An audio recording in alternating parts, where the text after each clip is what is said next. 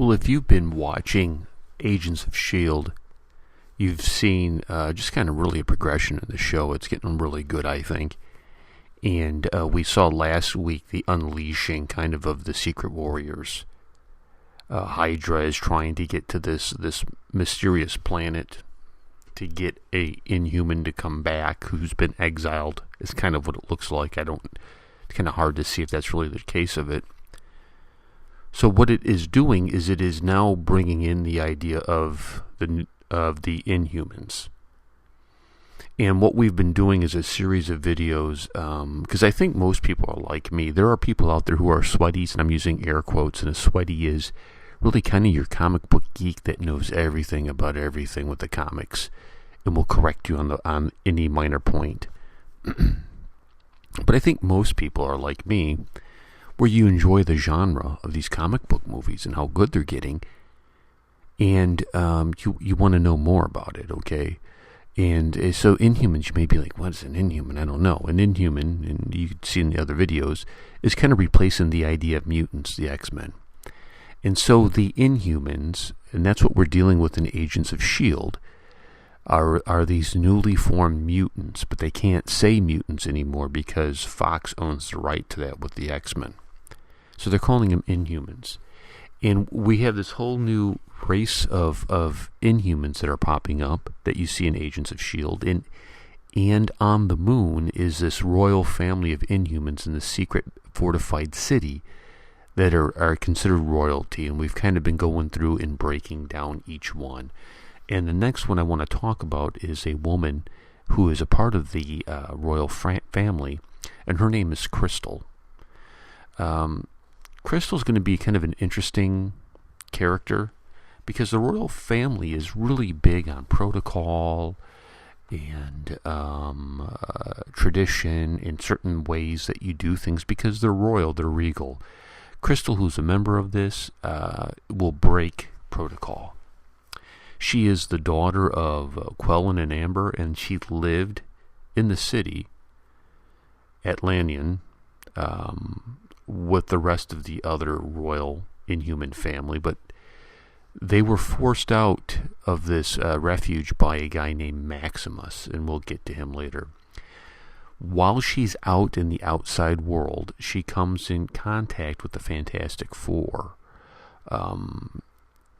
In doing so, she meets Human Torch and brings him to their secret base in New York.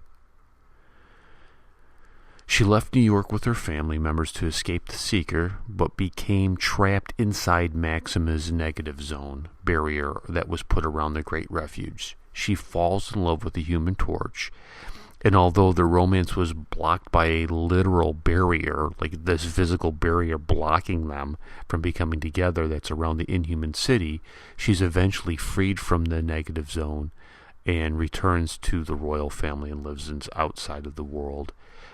She brought Triton to rescue Mr. Fantastic from the real negative zone and aided the Fantastic Four in battles against Battlestar. She will eventually join the Fantastic Four, and she gets involved in battling the Wizard. She fights alongside the Fantastic Four with Doctor Doom, and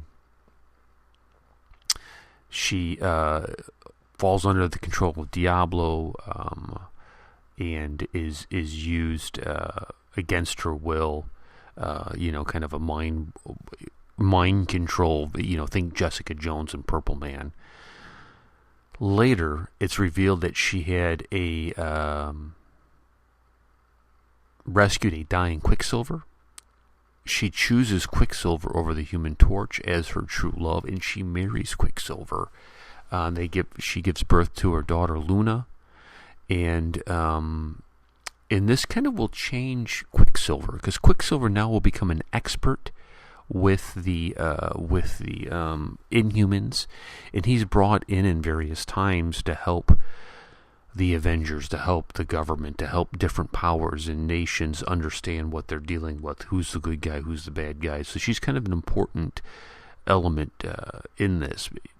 Quicksilver, with her marriage to Quicksilver, she then becomes a member of the Avengers, and I wouldn't be surprised if we see, as they move towards an Inhuman movie, doing something like this, replacing the traditional, and I'm using air quote, Avengers of Iron Man, Captain America, the Hulk, with some of these other folks. She was involved in Silent Wars, Secret Invasion, War of the Kings, very much involved in the storyline, and I think she's going to be possibly somebody that we come across in Agents of S.H.I.E.L.D. My question to you is, which Inhuman royal family do you think that we'll see in Agents of S.H.I.E.L.D.? At some point in time, we're going to come across the royal family, I'm sure. And I'm thinking maybe it's going to be Lockjaw, maybe. But anyways, I want to thank you for listening. We're up to 12 subscribers. Thank you so much for the other 2 that jumped on. I really appreciate it. We're trying to get to 20. If you enjoyed this video, please go ahead and leave a comment. Subscribe to the channel. Check out my website, remnantxradio.com. Again, that is remnantxradio.com. Thank you.